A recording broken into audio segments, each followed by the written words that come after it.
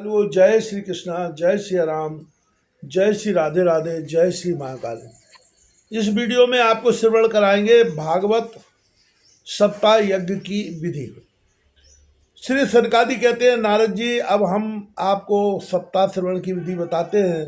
यह विधि प्राय लोगों की सहायता और धन से साध्य कही गई है।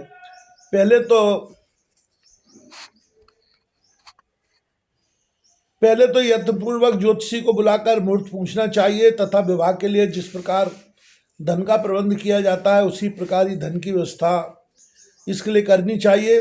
कथा आरंभ करने में भाद्रपद, आश्विन, कार्तिक, मार्गशीर्ष, आषाढ़ और श्रावण 6 महीने श्रोताओं के लिए मोक्ष की प्राप्ति के कारण है।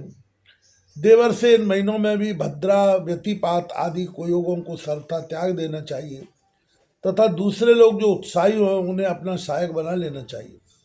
फिर प्रयत्न करके देश देशांतरों में यह संवाद भेजना चाहिए कि यहाँ कथा होगी, सब लोगों को सपरिवार पधारना चाहिए। स्त्री और शूद्रादि भगवत कथा एवं संकीर्तन से दूर पड़ गए हैं, उनको भी सूचना हो जाए, ऐसा प्रबंध करना चाहिए।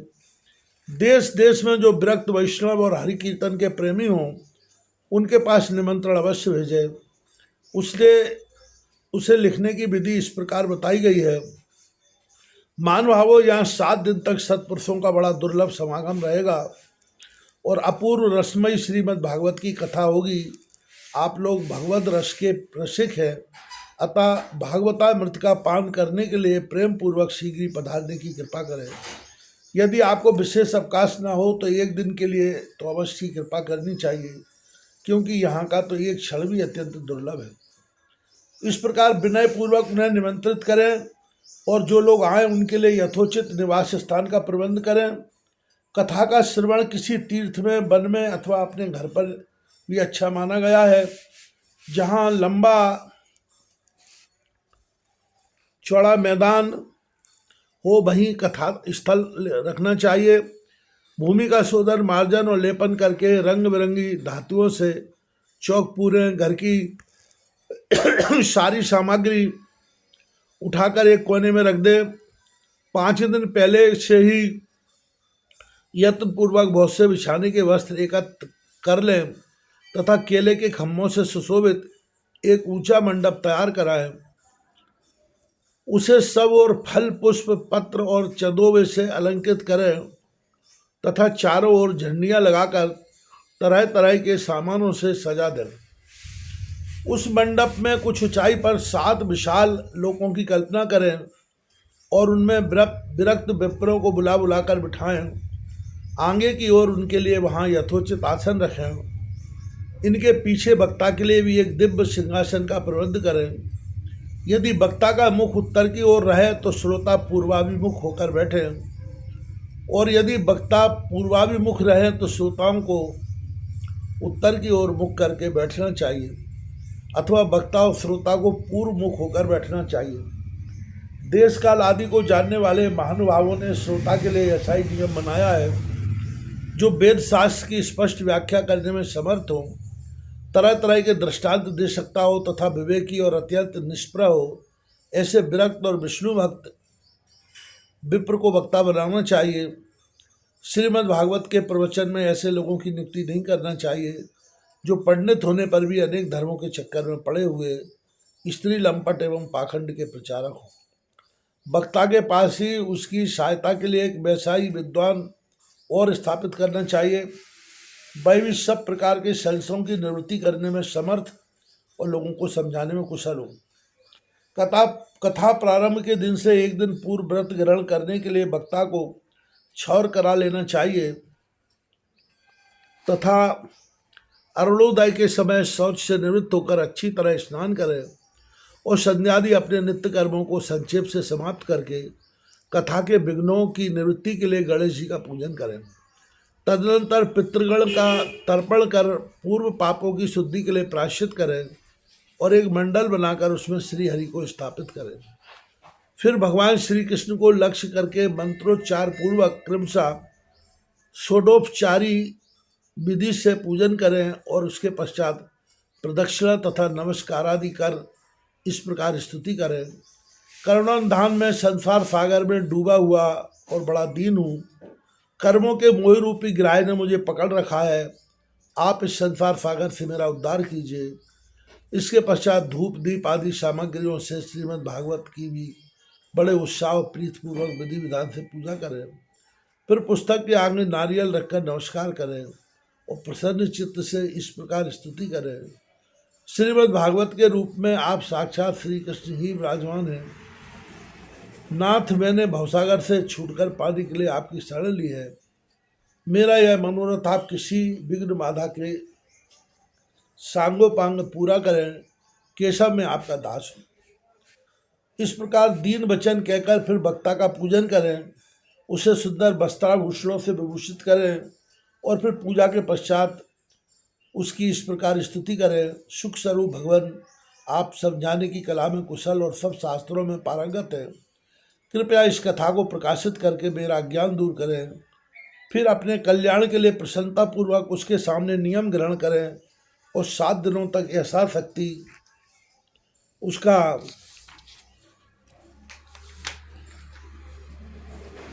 पालन करें। कथा में विघ्न न हो, इसलिए 5 विप्रों को और वर्ण करें। वे द्वादशाक्षर मंत्र द्वारा भगवान के नामों का जप करें। फिर विप्र अन्न विष्णु भक्त एवं कीर्तन करने वालों को नमस्कार करके उनकी पूजा करें और उनकी आज्ञा पाकर स्वयं भी आसन पर बैठ जाएं। जो पुरुष लोक संपत्ति, धन, घर और पुत्रादि की चिंता छोड़कर शुद्ध चित्त से केवल कथा में ही ध्यान रखता है, उसे इसके श्रवण का उत्तम फल मिलता है। बुद्धिमान वक्ता को चाहिए कि सूर्योदय से कथा प्रारंभ करके 3:30 पहर तक मध्यम स्वर से अच्छी तरह कथा वाँचें। दोपहर के समय 2 घड़ी तक कथा बंद रखें। उस समय कथा के प्रसंग के अनुसार वैष्णवों को भगवान के गुणों का कीर्तन करना चाहिए। व्यर्थ बातें नहीं करनी चाहिए। कथा के समय मलमूत्र के वेग की काबू में रखने के लिए अल्पाहारी सुखकारी होता है। इसलिए श्रोता को केवल एक ही समय हविष्यान्न भोजन करें। यदि शक्ति हो तो 7 दिन निराहार रहकर कथा सुने अथवा केवल घी या दूध पीकर सुखपूर्वक श्रवण करें, अथवा फलाहार या एक समय ही भोजन करें। जिससे जैसा नियम सुविधे से सध सके उसी को कथा श्रवण के लिए ग्रहण करें। मैं तो उपवास की अपेक्षा भोजन करना अच्छा समझता हूँ, यदि वह कथा श्रवण में सहायक हो। यदि उपवास में श्रवण में बाधा पहुँचती हो तो वह किसी काम का नहीं। नारद जी, नियम से सप्ताह सुनने वाले पुरुषों के नियम सुनिए।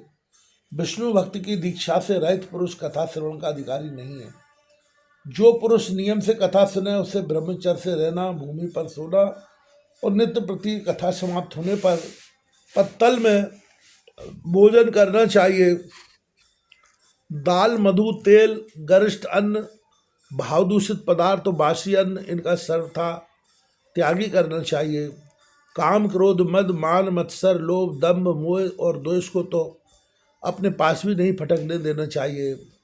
वह वेद, वैष्णव, विप्र, गुरु, गौसेवक तथा स्त्री, राजा और महापुरुषों की निंदा से भी बचे। नियम से कथा सुनने वाले पुरुष को रजस्वला स्त्री, अंत्यज, मलेच्छ, पतित, गायत्रीहीन, ध्वज, विप्रों से द्वेष करने वाले तथा वेद को न मानने वाले पुरुषों से बात नहीं करनी चाहिए। सर्वथा सत्य, शौच, दया, मौन, सरलता, विनय और उदारता का बर्ताव करना चाहिए। धनीन, क्षयरोगी, किसी अन्य रोग से पीड़ित, भाग्यहीन, पापी, पुत्रीन और मुमुक्ष भी यह कथा श्रवण करें। जिस स्त्री का रजोदर्शन रुक गया हो, जिसके एक ही संतान होकर रह गई हो, जो बांझ हो, जिसकी संतान होकर मर जाती हो, अथवा जिसका गर्भ गिर जाता हो, वह यत्न पूर्वक इस कथा को सुने। ये सब यदि विधि पूर्वक कथा सुने तो उन्हें अक्षय फल की प्राप्ति हो सकती है। यह अत्युत्तम दिव्य कथा करोड़ों यज्ञों का फल देने वाली है। इस प्रकार इस व्रत की विधियों का पालन करके फिर उद्यापन करें। जिन्हें इसके विशेष फल की इच्छा हो वे जन्माष्टमी व्रत के समान ही इस कथा व्रत का उद्यापन करें। किंतु जो भगवान के अकिंचन भक्त हैं उनके लिए उद्यापन की कोई आग्रह नहीं है। वे श्रवण से ही पवित्र क्योंकि वे तो निष्काम भगवत भक्त हैं।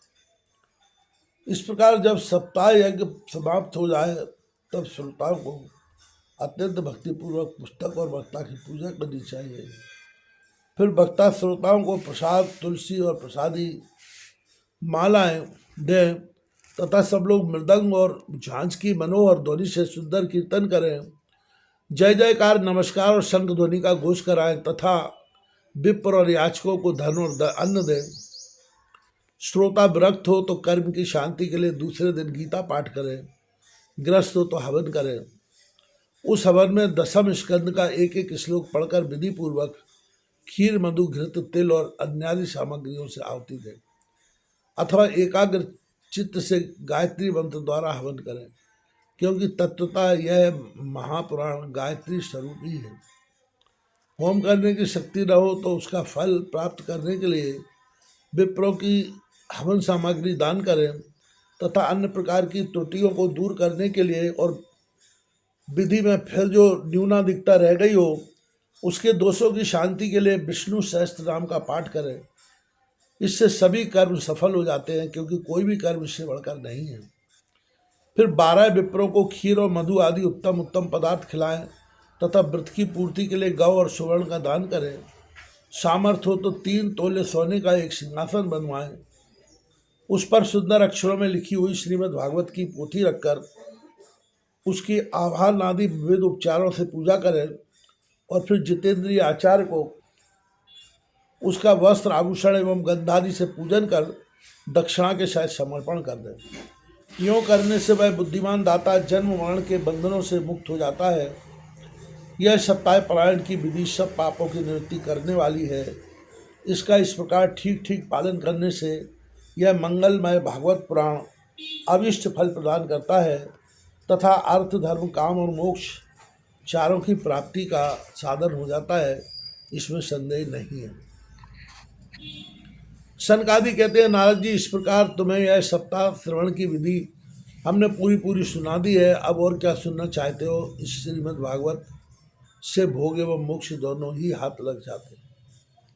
सूत जी कहते हैं, सोनक जी, यों कहकर महामुनि सनकादि ने एक सप्ताह तक विधि पूर्वक इस सर्व पाप नाशनी, परम पवित्र तथा भोग और मोक्ष प्रदान करने वाली भागवत कथा का प्रवचन किया। सब प्राणियों ने नियम पूर्वक इसे श्रवण किया। इसके पश्चात उन्होंने विधि पूर्वक भगवान पुरुषोत्तम की स्तुति की। कथा के अंत में ज्ञान, वैराग्य और भक्ति को बड़ी पुष्टि मिली और वे तीनों एकदम तरुण होकर सब जीवों का चित्त अपनी ओर आकर्षित करने लगे। अपना मनोरथ पूर्ण होने से नारद जी को भी बड़ी प्रसन्नता हुई और उनके सारे शरीर में रोमांच आया और वे परमानंद से पूर्ण हो गए। इस प्रकार कथा श्रवण कर भगवान के प्यारे नारद जी हाथ जोड़कर प्रेम गदगद वाणी से सनकादि से कहने लगे। नारद जी ने कहा, मैं धन्य हूँ, आप लोगों ने करुणा करके मुझे बड़ा ही अनुग्रहित किया है। आज मुझे सर्व पापहारी भगवान श्री हरि की ही प्राप्ति हो गई। तपोधर्मों में श्रीमद् भागवत श्रवण को ही सब धर्मों में श्रेष्ठ मानता हूँ, क्योंकि इसके श्रवण से बैकुंठ गोलोक विहारी श्री कृष्ण की प्राप्ति होती है। सूत जी कहते हैं, सोनक जी, वैष्णव श्रेष्ठ नारद जी वो कह ही रहे थे कि वहाँ घूमते फिरते योगेश्वर सुखदेव जी आ गए। कथा समाप्त होते ही व्यास नंदन सुखदेव जी वहाँ पधारे। 16 वर्ष की सी आयु आत्मलोभ से ज्ञान रूपी महासागर का संबंधन करने के लिए चंद्रमा के समान वे प्रेम से धीरे धीरे श्रीमद् भागवत का पाठ कर रहे थे। परम तेजस्वी सुखदेव जी को देखकर सारे सभासद झटपट खड़े हो गए और उन्हें एक ऊंचे आसन पर बिठाया। फिर देवर्षि नारद जी ने उनका प्रेम पूर्वक पूजन किया। उन्होंने सुखपूर्वक बैठकर कहा, आप लोग मेरी निर्मल वाणी सुनिए। सुखदेव जी बोले, रसिक एवं भावुक जन, यह श्रीमद् भागवत वेद रूप कल्प वृक्ष का परिपक्व फल है। श्री सुखदेव रूप शुक्र के मुख का संयोग होने से अमृत रस से परिपूर्ण है। यह रस ही रस है, इसमें न छिलका है न गुठली। यह इसी लोक में सुलभ है। जब तक शरीर में चेतना रहे तब तक आप लोग बार बार इसका पाठ करें। महामुनि व्यासदेव ने श्रीमद् भागवत महापुराण की रचना की है। इसमें निष्कपट निष्काम परम धर्म का निरूपण है। इसमें सिद्धांताकरण सत्पुरुषों के जानने योग्य कल्याणकारी वास्तविक वस्तु का वर्णन है, जिससे तीनों तापों की शांति होती है। इसका आश्रय लेने पर दूसरे शास्त्र अथवा साधन की आवश्यकता नहीं पड़ती। जब कभी पुण्यात्मा पुरुष इसके श्रवण की इच्छा करते हैं, तब ईश्वर अविलंब उनके हृदय में अवरुद्ध हो जाते हैं। यह भागवत पुराणों का तिलक और वैष्णवों का धन है। इसमें परमहंसों के प्राप्त विशुद्ध ज्ञान का ही वर्णन किया गया है तथा ज्ञान वैराग्य और भक्ति के सहित निवृत्ति मार्ग को प्रकाशित किया गया है। जो पुरुष भक्ति पूर्वक इसके श्रवण पठन और मनन में तत्पर रहता है, वह मुक्त हो जाता है। यह रस स्वर्गलोक, सत्यलोक, कैलाश और वैकुंठ में भी नहीं है। इसलिए भागवत श्रोताओं, तुम इसका खूब पान करो, इसे कभी मत छोड़ो। सूत जी कहते हैं, श्री सुखदेव जी इस प्रकार कह ही रहे थे कि उस सभा के बीचों बीच प्रहलाद, बलि, उद्धव और अर्जुन आदि पार्षदों के सहित साक्षात श्री हरि प्रकट हो गए। तब देवर्षि नारद ने भगवान और उनके भक्तों की यथोचित पूजा की। भगवान को प्रसन्न देखकर देवर्षि ने उन्हें एक विशाल सिंहासन पर बैठा दिया और सब लोग उनके सामने संकीर्तन करने लगे। उस कीर्तन को देखने के लिए श्री पार्वती जी के सहित महादेव जी और ब्रह्मा जी आए। कीर्तन आरंभ हुआ। प्रहलाद जी तो चंचल गति फुर्तीले होने के कारण करताल बजाने लगे। उद्धव जी ने झांझें उठा ली। देवर्षि नारद वीणा की ध्वनि करने लगे। स्वर विज्ञान गान विद्या में कुशल होने के कारण अर्जुन राग लापने लगे। इंद्र ने मृदंग बजाना आरंभ किया। सनकादि बीच बीच में जयघोष करने लगे और इन सब के आगे सुखदेव जी तरह तरह की सरस अंग भंगी करके भाव बताने लगे। इन सब के बीच में परम तेजस्वी भक्ति, ज्ञान और वैराग्य नटों के समान नाचने लगे। ऐसा अलौकिक कीर्तन देखकर भगवान प्रसन्न हो गए और इस प्रकार कहने लगे, मैं तुम्हारी इस कथा और कीर्तन से बहुत प्रसन्न हूँ। तुम्हारे भक्ति भाव ने इस समय मुझे अपने बस में कर लिया है, अतः तुम लोग मुझसे वर मांगो। भगवान के ये वचन सुनकर सब लोग बड़े प्रसन्न हुए और प्रेमाद्र चित्त से भगवान से कहने लगे, भगवान, हमारी यह अभिलाषा है कि भविष्य में भी जहाँ कहीं सप्ताह कथा हो, वहाँ आप इन पार्षदों के सहित अवश्य पधारें। हमारा यह मनोरथ पूर्ण कर दीजिए। भगवान तथास्तु कहकर अंतर्ध्यान हो गए। इसके पश्चात नारद जी ने भगवान तथा उनके पार्षदों के चरणों को लक्ष्य करके प्रणाम किया और फिर सुखदेव जी आदि तपस्वियों को भी नमस्कार किया। कथामृत का पान करने से सब लोगों को बड़ा ही आनंद हुआ। उनका सारा मोह नष्ट हो गया। फिर वे सब लोग अपने अपने स्थानों को चले गए। उस समय सुखदेव जी ने भक्ति को उसके पुत्रों सहित अपने शास्त्र में स्थापित कर दिया। इसी से भागवत का सेवन करने से श्री हरि वैष्णवों के हृदय में आग राजते हैं। जो लोग दरिद्रता के दुख ज्वार की ज्वाला से दग्ध हो रहे हैं, उन्हें माया पिशाची ने रोन डाला है, तथा जो संसार समुद्र में डूब रहे हैं, उनका कल्याण करने के लिए श्रीमद् भागवत सिंहनाद कर रहा है। शौनक जी ने पूछा, सूत जी, सुखदेव जी ने राजा परीक्षित को, गोकर्ण ने धुंधकारी को और सनकादि ने नारद जी को किस किस समय यह ग्रंथ सुनाया था, मेरा यह संशय दूर कीजिए। सूत जी ने कहा, भगवान श्री कृष्ण के स्वधाम गमन के बाद कलयुग के 30 वर्ष से कुछ अधिक बीत जाने पर भाद्रपद मास की शुक्ला नवमी को सुखदेव जी ने कथा आरंभ की थी। राजा परीक्षित के कथा सुनने के बाद कलयुग के 200 वर्ष बीत जाने पर आषाढ़ मास की शुक्ला नवमी को गोकर्ण जी ने यह कथा सुनाई थी। इसके पीछे कलयुग के 30 वर्ष और निकल जाने पर कार्तिक शुक्ला नवमी से सनकादि ने कथा आरंभ की थी।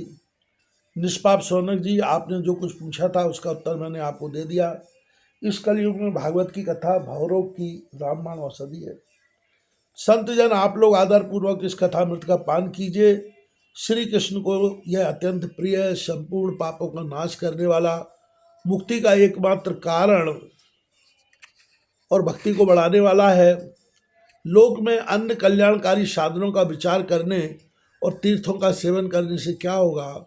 अपने दूध को हाथ में पास लिए देखकर यमराज उसके कान में कहते हैं, देखो जो भगवान की कथा वार्ता में मत हो रहे हैं उनसे दूर रहना है। मैं औरों को ही दंड देने की शक्ति रखता हूँ, वैष्णवों को नहीं।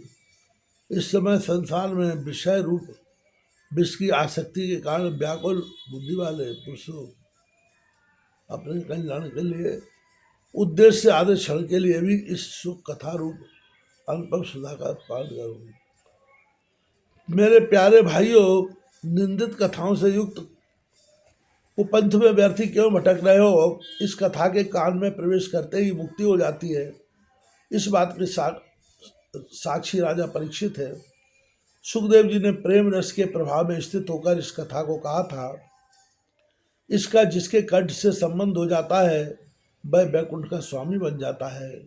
सोनक जी, मैंने अनेक शास्त्रों की देखकर आपको यह परम गुप्त रहस्य अभी अभी सुनाया है। इस शास्त्रों के सिद्धांत का संसार में इस सुख शास्त्र से अधिक पवित्र और कोई वस्तु नहीं है। अतः आप लोग परमानंद की प्राप्ति के लिए इस द्वादश स्कंद रूप रस का पान करें। जो पुरुष नियम पूर्वक इस कथा का भक्तिभाव से पान करता है,